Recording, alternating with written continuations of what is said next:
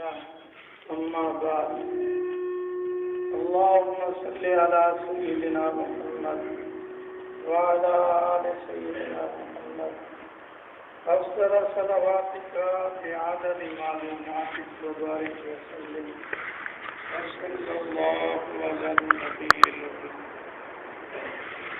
قابل تکریم واجب الاحترام بزرگوں بھائیوں، آج رمضان المبارک کا آخری جمعہ ہے. رمضان المبارک ہم سے جدا ہو رہا ہے.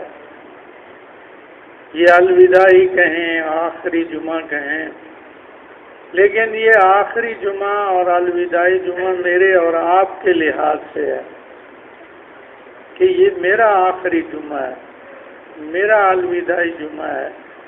نامعلوم آئندہ سال میں اور آپ ہوں گے یا نہیں ہوں. رمضان المبارک تو آئیں گے، یہ الوداعی اور آخری جمعے بھی آئیں گے، لیکن نامعلوم میں اور آپ ہوں گے یا نہیں ہوں. تو میرے اعتبار سے یہ آخری جمعہ، اللہ نے اگر زندگی دی، آئندہ سال رمضان المبارک نصیب ہوا اور یہ آخری جمعہ بھی ممکن ہے اللہ نصیب فرما. کل ایک جنازہ پڑھ رہے تھے تو میں سوچ رہا تھا، دیکھو آج شب جمعہ بھی ہے، 27 کی رات بھی ہے. بڑی ایک مبارک لمحات ہیں جو لے کے جا رہا ہے، لیکن رمضان المبارک سارا ٹھیک ٹھاک رہے، لمحوں میں رخصت ہو گئے، آخری جمعہ نصیب ہی نہیں ہو. تو یہ آخری جمعہ ہے، اس کو اپنے لیے میں آپ سب غنیمت سمجھیں. آج ہم سارے بھائی اکٹھے ہیں. ایک حدیث مبارکہ جس کو آپ کئی بار سن چکے ہیں، متعدد بار سن چکے ہیں، میں اسی کو دہرا رہا ہوں. اس کے راوی حضرت کعب بن عجرہ رضی اللہ تعالیٰ عنہ ہے. فرماتے ہیں ایک مرتبہ میرے آقا صلی اللہ علیہ وسلم مسجد نبوی میں تشریف لائے. ارشاد فرمایا کہ بھائی ممبر کے قریب آ جاؤ. ہم جتنے صحابہ کرام موجود تھے ہم ممبر کے قریب آ گئے. آپ صلی اللہ علیہ وسلم نے اس ممبر کی پہلے درجے اور سیڑھی پہ زینے پہ قدم رکھا، فرمایا آمین. پھر دوسرے درجے سیڑھی پہ قدم رکھا، فرمایا آمین. پھر تیسرے درجے زینے سیڑھی پہ قدم رکھا، فرمایا آمین. پھر آپ ممبر پہ تشریف فرما ہوئے، خطبہ ارشاد فرمایا. خطبہ ارشاد فرمانے کے بعد آپ ممبر سے نیچے تشریف لائے. ہم نے عرض کی یا رسول اللہ آپ ہمیشہ خطبہ ارشاد فرماتے ہیں، اسی ممبر پہ آپ تشریف فرما بھی ہوتے ہیں، آج آپ نے ایک نیا عجیب کام فرمایا جو کبھی پہلے نہیں فرمایا. کیا آپ نے پہلے درجے پہ قدم رکھا، آمین، دوسرے پہ آمین، تیسرے پہ آمین. یہ ایک نیا کام آپ نے کیا. تو میرے آقا صلی اللہ علیہ وسلم نے ارشاد فرمایا کہ جب میں نے پہلے درجے پہ قدم رکھا تو جبریل علیہ السلام تشریف لائے. انہوں نے فرمایا کہ میرے محبوب میں ایک بد دعا کر رہا ہوں، آپ نے اس پہ آمین کہنی ہے. دیکھو بھیجنے والے جبریل کو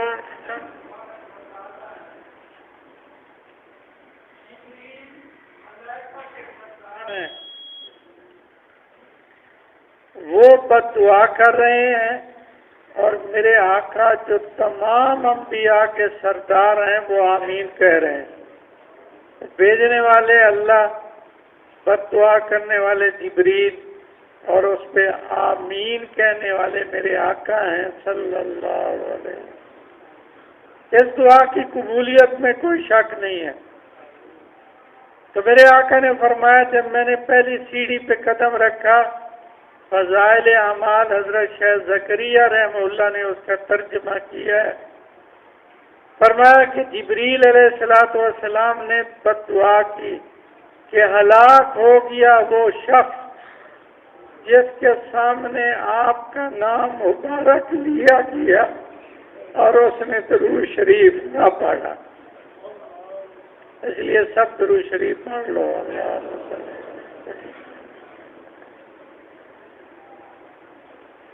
میں نے دوسری سیڑھی پہ قدم رکھا، جبریل علیہ السلام نے کہا ہلاک ہوگا یا ہلاک ہو گیا وہ شخص کہ جس کو رمضان المبارک کا مہینہ ملا پورا مہینہ اور وہ اپنے آپ کو بخشوا نہ سکا۔ تیسری بد دعا کی کہ ہلاک ہو جائے وہ شخص کہ جس کو اللہ تبارک و تعالیٰ نے والدین میں سے دونوں دیے، بڑھاپا تھا، والدین دونوں موجود تھے یا ان میں سے ایک تھا، پھر اس نے خدمت کر کے فرما برداریاں کر کے ان کی دعائیں لے کے اپنے آپ کو جنت میں داخل نہ کروایا، یہ بھی ہلاک ہو۔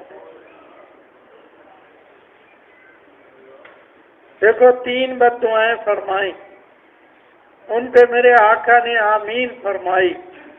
ایک بد دعا درود شریف والی کہ میرے آقا پاک صلی اللہ علیہ وسلم کا نام مبارک لیا جائے اور وہ آدمی آپ پہ درود شریف نہ پڑھے، یہ بہت بڑا بدبخت اور بخیل شخص ہے۔ حدیث میں بڑی سخت وعیدات ہیں کہ ایک آدمی کے سامنے میرے آقا کا تذکرہ مبارک ہو صلی اللہ علیہ وسلم اور وہ درود شریف نہ پڑھے۔ بعض کتابوں میں لکھا ہے ایک آدمی کا انتقال ہوا، لوگوں نے قبر کھودی، جب قبر کھودی تو اس میں سے ایک سیاہ سانپ نکلا، لوگ بھاگ گئے قبر چھوڑ کے، دوسری جگہ کھودی، پھر سانپ نکلا، پھر بھاگ گئے، تیسری جگہ جب قبر کھودی تو اللہ نے اس سانپ کو قوت گویائی بخشی، وہ کہنے لگا جہاں بھی اس کی قبر کھودو گے میں وہیں سے نکلوں گا۔ یہ وہ شخص ہے کہ کنجوسی اور بخل کی وجہ سے یہ میرے آقا صلی اللہ علیہ وسلم پہ درود شریف نہیں پڑھا کرتا۔ بعض علماء نے لکھا ہے، سعادت دارائن میں لکھا ہے، یہ پچھلی بات ہے سعادت دارائن، کہ ایک آدمی جب میرے آقا صلی اللہ علیہ وسلم کا نام مبارک آتا وہ ساتھ درود شریف نہیں لکھتا تھا، صرف سواد لامعین لیتے تھے۔ وہ کہتے ہیں ہم نے اپنی آنکھوں کے سامنے دیکھا کہ وہ اندھا ہوا، بازاروں میں گلیوں میں بھیک مانگتا تھا اور گڑھے میں گر کے مر گیا۔ اس لیے میرے آقا صلی اللہ علیہ وسلم پہ درود شریف پڑھنا بہت بڑی نعمت ہے، اور درود شریف نہ پڑھنا اس پہ بڑی سخت وعیدات ہے۔ حضرت جابر رضی اللہ تعالیٰ عنہ کی ایک روایت ہے، فرمایا میرے آقا صلی اللہ علیہ وسلم نے ارشاد فرمایا ایک مجلس لگی، لوگ اکٹھے ہوئے، وہاں تذکرے اور گفتگو ہوئی، پورا وقت باتیں ہوتی رہیں، سارے لوگ اٹھے، پوری مجلس میں نہ انہوں نے اللہ کا ذکر کیا نہ میرے اوپر درود شریف پڑھا، گویا وہ ایسے اٹھے جیسے انہوں نے مردار کا گوشت کھایا۔ اس لیے اپنی مجالس کو درود شریف سے مزین کرو، جب بھی کہیں بیٹھو، گھر میں بیٹھو، کسی اور مجلس میں بیٹھو، تو وہاں کسی بہانے میرے آقا کا تذکرہ اور درود شریف پڑھ لیا کرو۔ اور اگر نہ بھی پڑھ سکو تو میں نے اپنا زندگی کا معمول بنایا ہوا ہے، جب اٹھا تو صلی اللہ علیہ وسلم پڑھ لیا، تاکہ یہ ہماری مجلس مبارک ہو جائے، ہم مردار کھانے والوں میں شامل نہ ہوں۔ اور یاد رکھو یہ درود شریف بہت بڑی نعمت ہے۔ حضرت علی رضی اللہ تعالیٰ عنہ سے روایت ہے کہ جب آدمی دعائیں مانگتا ہے اور درود شریف نہیں پڑھتا، یہ دعائیں آسمان و زمین کے درمیان لٹکی رہتی ہیں، قبول نہیں ہوتے۔ آگے بھی درود شریف نہیں، پیچھے بھی درود شریف نہیں ہے۔ جب وہ درود شریف پڑھتا ہے تو پھر دعائیں اوپر چڑھتی ہیں۔ درۃ الناصحین ایک کتاب ہے، اس میں لکھا ہوا ایک آدمی التحیات پڑھ رہا تھا، تو آخری تشہد میں درود شریف پڑھنا بھول گیا، نہیں پڑھا۔ وہ خواب میں آپ صلی اللہ علیہ وسلم کی زیارت نصیب، فرمایا کہ آپ نے درود شریف میرے اوپر نہیں پڑھا۔ دیکھو کچھ لوگ ایسے ہوتے ہیں کہ ان سے پوچھ لیتے ہیں کہ آپ نے درود شریف کیوں نہیں پڑھا، اور کچھ ایسے لوگ بھی ہوتے ہیں ساری زندگی پڑھنا نصیب نہیں ہوتا، کبھی پوچھا ہی نہیں۔ اس لیے درود شریف پڑھنے والوں میں اپنے آپ کو شامل فرمائے۔ تو درۃ الناصحین میں لکھا ہے، جب یہ ارشاد فرمایا تو وہ کہنے لگا ہے میرے آقا صلی اللہ علیہ وسلم، جب میں نے التحیات پڑھا تو اس میں اللہ کی اتنی تعریفیں تھیں، اتنی تعریفیں تھیں، اتنی مدح حمد و ثنا تھی کہ میں اللہ کی تعریفوں میں کھو گیا، مجھے درود شریف پڑھنا یاد نہیں رہا۔ تو میرے آقا صلی اللہ علیہ وسلم نے ارشاد فرمایا، میرے امتی تجھے پتا ہے کہ اگر ایک آدمی قیامت والے دن ساری نیکیاں لے کے آئے، نمازیں ہوں، روزے ہوں، زکوٰۃ ہو، حج ہو، لیکن پورے نامہ اعمال میں میرے اوپر درود شریف نہیں ہوگا، اللہ اس کی ساری نیکیوں کو اس کے منہ پہ مار دے کہ مجھے تیری نیکیوں کی ضرورت ہی نہیں۔ اعمال نامہ بھر کے لائے ہو نیکیوں سے، لیکن میرے آقا پہ درود شریف تو نہیں پڑھا تھا۔ اس لیے درود شریف بڑی نعمت ہے، اور جب بھی کبھی میرے آقا صلی اللہ علیہ وسلم کا نام آئے اس میں کبھی غفلت نہ کیا کریں، ضرور درود شریف پڑھا کریں۔ ابھی آج یہ ہمارا آخری جمعہ بھی ہے، جمعہ الوداع، اور اس کو درود شریف کی مجلس ہوتی ہے۔ ابھی بقیہ نماز کے بعد انشاءاللہ گٹھلیاں بچھیں گی، دسترخوان لگے گا اور درود شریف کی مجلس ہوگی۔ کہ آج کی مجلس بڑی عجیب مجلس ہو، کیونکہ رمضان المبارک، پھر جمعہ کا دن، پھر درود شریف، ایک ایک نیکی پہ 700 گنا بڑھا کے اجر و ثواب۔ اللہ تعالیٰ مجھے آپ سب کو ایسی مجالس نصیب فرمائے۔ دوسری بد دعا جس میں میرے آقا نے فرمایا جس کو والدین ملے، بوڑھے والدین، بڑھاپا ہر ایک پہ آنا ہے بھائی، آج جوانی ہے نوجوانوں، ایک دن آپ بھی بوڑھے ہو جائیں، آج ان والدین کی قدر کر لو۔ یہ والدین بڑا انمول خزانہ ہے، یہ دعاؤں کے مراکز ہیں، ان کی دعائیں اللہ بڑی قبول فرماتے ہیں، یاد رکھیں۔ ان کے اٹھے ہوئے ہاتھ اللہ کبھی رد نہیں فرماتے۔ ماں اس کے ہاتھ اٹھیں اولاد کے لیے، رو کے دعا مانگے اور پھر اللہ دعا قبول نہ فرمائے، ہو ہی نہیں سکتا۔ ماں اور باپ کی قدر کرے، ان کی نافرمانیوں سے بچے۔ جو بیٹا نافرمان ہوتا ہے وہ بڑا بد نصیب ہوتا ہے۔ حدیث شریف میں دنیا میں 2 جرم ایسے ہیں کہ ان کی سزا اللہ آخرت میں تو جو دے گا، لیکن ان 2 مجرموں کو اللہ دنیا میں بھی ذلیل و رسوا فرماتا ہے۔ ایک والدین کا نافرمان اور دوسرا ظالم انسان۔ اس لیے والدین کی نافرمانی سے بچ جاؤ۔ خدا نہ خواستہ کسی پہ والدین ناراض ہیں، آج ہی جا کے ان کو راضی کرو۔ ماں باپ کو منانا آسان ہے، دیکھو والدہ ناراض ہوتی ہے، بیٹا جاتا ہے، اماں جی مجھے معاف کر، نہیں میں تم کو نہیں معاف کر، وہ تھوڑا سا اور آگے بڑھتا ہے، جی نہیں مجھے معاف کر۔ پھر اس کے ہاتھ پاؤں کی طرح بڑھتے ہیں، یوں ماں کے قدموں پہ ہاتھ لگ، ادھر ہاتھ رکھے، ماں کی رحمتیں محبتیں جوش میں آتی، وہ سینے سے والدین کی نافرمانیاں بڑی محرومیوں کا سبب بنتی ہیں۔ حضرت عبداللہ بن عوفہ رضی اللہ تعالیٰ عنہ سے ایک روایت ہے، حضرت علقمہ صحابی ہیں رضی اللہ تعالیٰ عنہ، موت کا وقت قریب آ گیا، بیوی دیکھ رہی ہے آخری آثار ہے موت کے، لیکن زبان پہ کلمہ جاری نہیں ہو رہا۔ اس وقت کی بیویاں بھی سمجھدار ہو، آج کی وہ لیڈیاں نہیں تھیں، ان میں خوف خدا تھا، میرے آقا کی محبتیں بھری ہوئی تھیں۔ جب خامد کی زبان سے کلمہ پڑھتا نہیں دیکھا، بڑی غمزدہ اور پریشان ہو کہ میرے خامد کا آخری وقت ہے، شاید بغیر کلمے کے چلے جائیں۔ فوراً ایک آدمی کو بھگایا، میرے آقا کی خدمت میں جاؤ، جا کے عرض کرو یا رسول اللہ میرے خامد کا آخری وقت ہے، کلمہ نہیں پڑھنا۔ جب اس آدمی نے پیغام دیا، میرے آقا صلی اللہ علیہ وسلم نے ارشاد فرمایا، سوال ہی یہی کیا، فرمایا کہ اس کے والدین زندہ ہیں یا فوت ہو گئے؟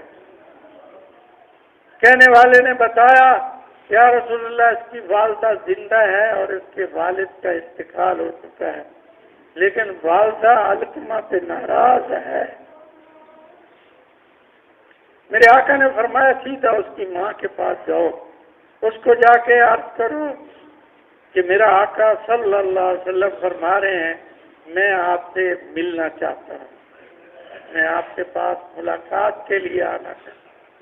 اس صحابی کے عرض کی علقمہ کی ماں سے کہ میرے آقا صلی اللہ علیہ وسلم نے ارشاد فرمایا میں آپ کے پاس آنا چاہتا ہوں، ملنا چاہتا ہوں۔ دیکھو ایک امتی کی کتنی فکر ہے میرے آقا۔ وہ ماں صحابیہ تھی، عرض کرنے لگی میرے ماں باپ قربان، میں خود جاؤں گی، میرے آقا کیوں تکلیف فرمائے، تم جا کے عرض کرو وہ خود آ رہی ہے۔ ہاتھ میں آسا لیا، لاٹھی لی، بوڑھی ماں کمزور قدموں کے ساتھ چلتے ہوئے جا رہے، میرے آقا کی خدمت میں حاضر ہوئی۔ میرے آقا صلی اللہ علیہ وسلم نے ارشاد فرمایا کہ تمہارا بیٹا علقمہ کیسا ہے؟ کہنے لگی یا رسول اللہ بڑا نیک ہے، صلاۃ و صوم کا پابند، نیکیاں ہی نیکیاں ہیں، لیکن یا رسول اللہ میں اس سے ناراض ہوں۔ میرے آقا نے فرمایا کیوں ناراض ہو؟ کہنے لگی یا رسول اللہ اس کی شادی ہوئی، یہ اپنی بیوی کو میرے اوپر ترجیح دیتا ہے، میری بات نہیں مانتا، بیوی کی بات، تو میں غمزدہ ہوں۔ میرے آقا صلی اللہ علیہ وسلم نے ارشاد فرمایا اماں جی آپ اسے معاف کر دیں۔ ماں بڑی ناراض تھی، کہنے لگی یا رسول اللہ میں نہیں معاف کروں گی۔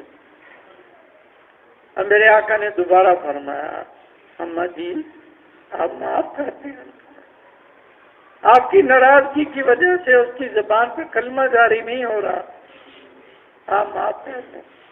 ادھر میرے آقا اصرار فرما رہے ہیں، ادھر وہ اپنی بوڑھی، دیکھو اتنی دکھی تو ہوگی نا، وہ کہہ رہی یا رسول اللہ میں نے معاف نہیں کرنا۔ جب میرے آقا نے یہ کیفیت دیکھی تو حضرت بلال قریب بیٹھے تھے، فرمایا بلال اٹھو، لکڑیاں اکٹھی کرو، لکڑیوں کو آگ لگاؤ، جب لکڑیوں سے شعلے اٹھیں علقمہ کو اٹھا کے اس آگ میں ڈال دو۔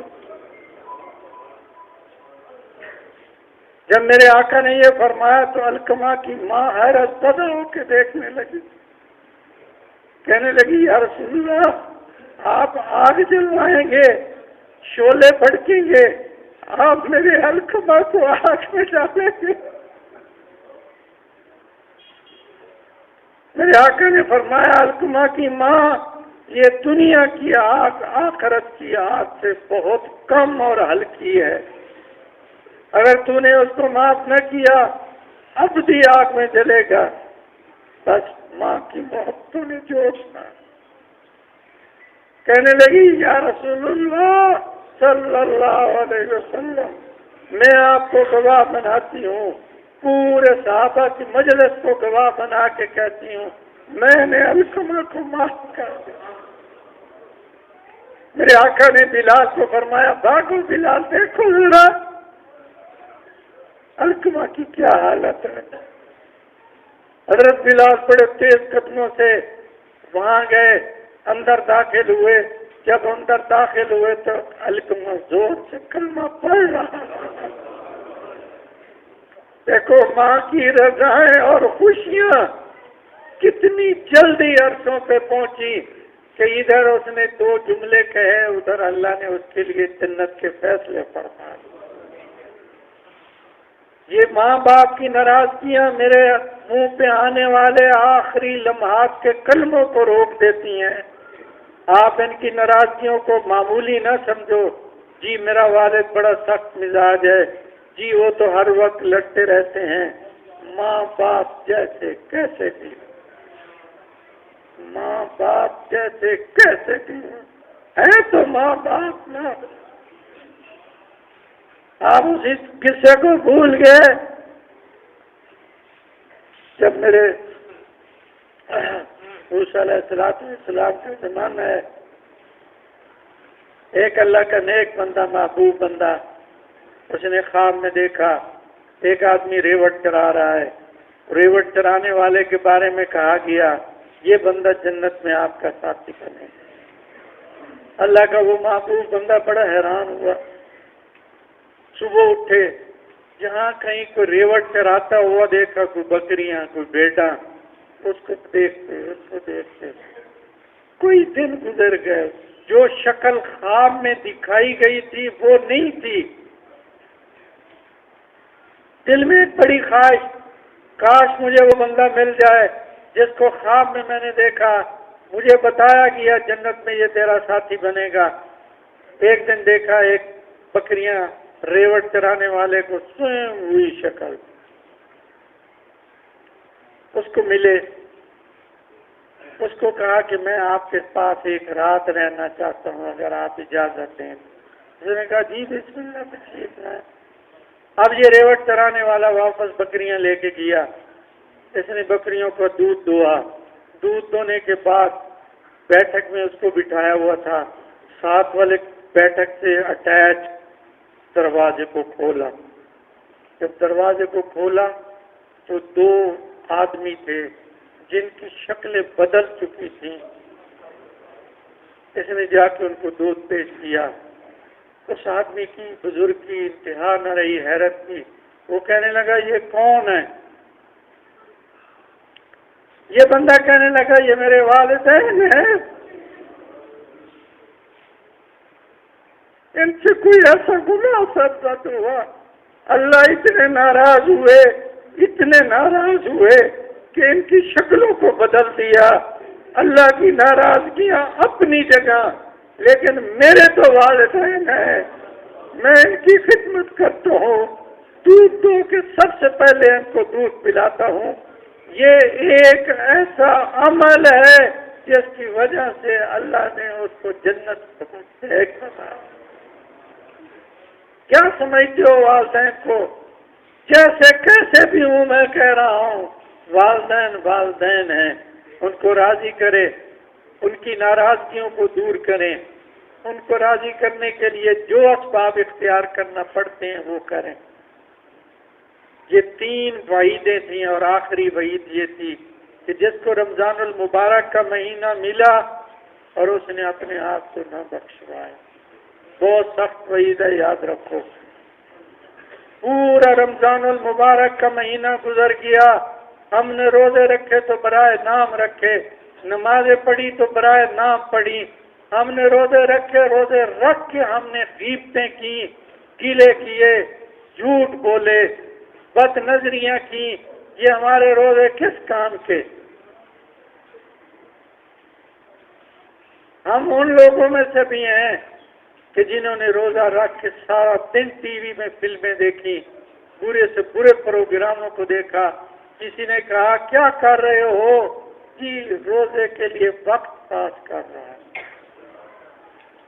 اگر تو نے ایسا روزہ رکھنا تھا تو اس روزے رکھنے کی پھر ضرورت کیا تھی کہ روزہ رکھنے کے بعد پھر سارا دن موبائل پہ، سارا دن ٹی وی پہ اپنا وقت ضائع کیا۔ آج میں تو خالی دامن ہوں، پورا رمضان غفلت میں سوئے۔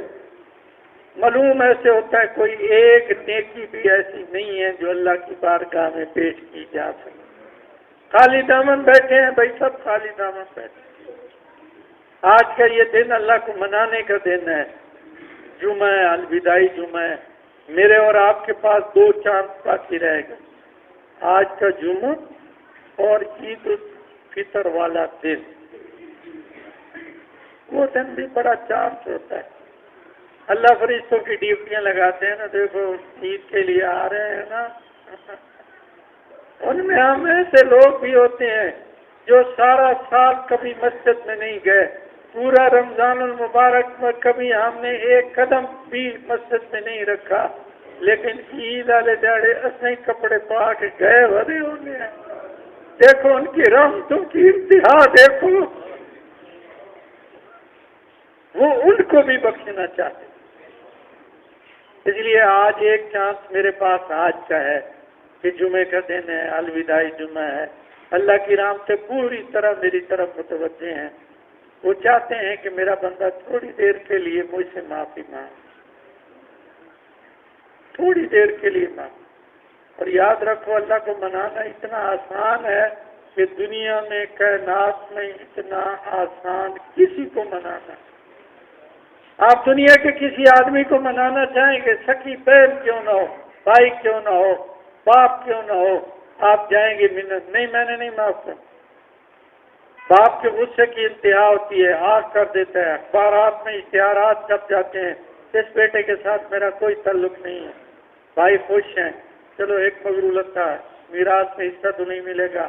یہ ساری ناراضگی ہیں، ایک دن خود منانے کے لیے نہیں مانے، رشتہ داروں کو لے کے گیا نہیں مانے، سارے ہیلے حربے کرتا ہے، لیکن والدین راضی نہیں ہوتے۔ اس کی مثالیں آپ معاشرے میں دیکھیں گے، میں ایسے نہیں کہہ رہا، میرے سامنے ان کی مثالیں، لیکن اللہ کو منانا اللہ اتنا آسان کہ ابھی یہاں آپ بیٹھے ہیں، پورا مجمع بیٹھا، تھوڑی دیر کے لیے آپ نے یوں ساتھ جھکایا، یا اللہ بڑا مشرک، بہت بڑا گناہ گار ہوں، یا اللہ تیرے دروازے پہ آیا بیٹھا ہوں، ڈھیروں غلطیاں لے کے آیا بیٹھا ہوں، یا کریم آپ تو بڑے مہربان اور بخشنے والے۔ بس اتنے جملے کہے، سارے گناہوں پہ اپنی رحمت کی لکیریں پھیر دیتے۔ ان کو گناہوں گاروں پہ بڑا ترس آتا ہے، یاد رکھو، وہ دوسروں کی اتنی نہیں سنتے جتنی گناہ گار کی سنتے ہیں۔ اس لیے شیطان بڑا مغالطہ ڈالتا ہے، لے اتنے گناہ زندگی کے، زنا کیے، شرابیں پی، پوری مجالس میں کیا، کیڑا گناہ ہے جڑا تے نہیں کیتا، کیڑے منہ نال انہاں نے کوئی معافی منگتے، لیکن اس گناہ گار بندے کا اللہ انتظار کرتے ہیں۔ حدیث شریف میں آتا ہے جب اتنا بڑا مجرم کہتے ہیں یا اللہ، اللہ اتنے ناراض ہوتے ہیں وہ اعراض فرماتے ہیں، سوچو نہیں پڑتا، دوبارہ کہتا ہے یا اللہ، پھر اعراض فرماتے، دیکھو سن بھی رہے ہیں، اعراض بھی کرتے۔ اب تیسری مرتبہ پھر یہ کہتا ہے یا اللہ، پھر اعراض فرماتے۔ لیکن یہ گناہ گار بندے، ہم گناہ گار بھی تو پرانے ہیں، ڈھیٹ ہیں نا بھائی، اس طرح کو چھوڑیں گے تو کس در پہ جائیں گے یار۔ اب چوتھی مرتبہ اس نے جب کہا نا، درد کے ساتھ کہا یا اللہ، اتنا جملہ زبان سے نکلا، فرشتوں کی طرف متوجہ ہوتے ہیں، فرماتے ہیں وہ میرے فرشتوں ایسا کوئی ہو رہے گزرے میں گناہ گار ہے، تیروں گناہ لے کے میرے دروازے پہ آیا بیٹھا ہے، میں ہوں بھی نہ سنا تو کون سنتا؟ تم گواہ بن جاؤ میرے اس کے سارے گناہ معاف کرنا۔ حضرت موسیٰ علیہ السلام کا زمانہ ہے، ایک بہت بڑا گناہگار 40 سال ایک بت کی پوجا کی، اس کے قدموں میں پڑے ہو کے ہر وقت عبادت کر رہا ہے۔ ایک مرتبہ بخار ہوا، بخار نہیں اترا، منتیں مانی، اپنے اس معبود اور خدا بت کو پتہ نہیں کتنی سماجتیں کی، لیکن بخار نہیں اترا۔ واپس آ رہا تھا، راستے میں ایک مسجد کھڑی تھی، عبادت خانہ۔ تو کہتا ہے یہ موسیٰ علیہ السلام کے اللہ کا گھر ہے نا؟ اندر داخل ہو گیا، آ کے عرض کی یا اللہ، کتابوں میں لکھا ہے 70 مرتبہ اللہ نے کہا لبیک، 70 مرتبہ۔ چاروں طرف سے ایک آواز گھوم رہی ہے، لبیک جاتی، لبیک جاتی۔ بڑا حیران ہوا کہ میں نے اپنے بت کو 40 سال پکارا، تھوڑی سی تکلیف آئی، معافی مانگی، صحت عافیت کی دعائیں کی، اس نے مجھے ایک دن جواب نہیں دیا، اور میں 40 سال کا گناہگار ایک مرتبہ اللہ کو یا اللہ کہا ہے اور 70 ویری میں جواب دیتا ہے۔ موسیٰ علیہ السلام کی خدمت میں حاضر ہوا، کہنے لگا کلیم، اگر ایک بندہ 40 سال کسی بت کے قدموں میں پڑا رہا ہے، شرک کی انتہا کر دے، یا اس کے بخشوائے جانے کے امکانات ہیں؟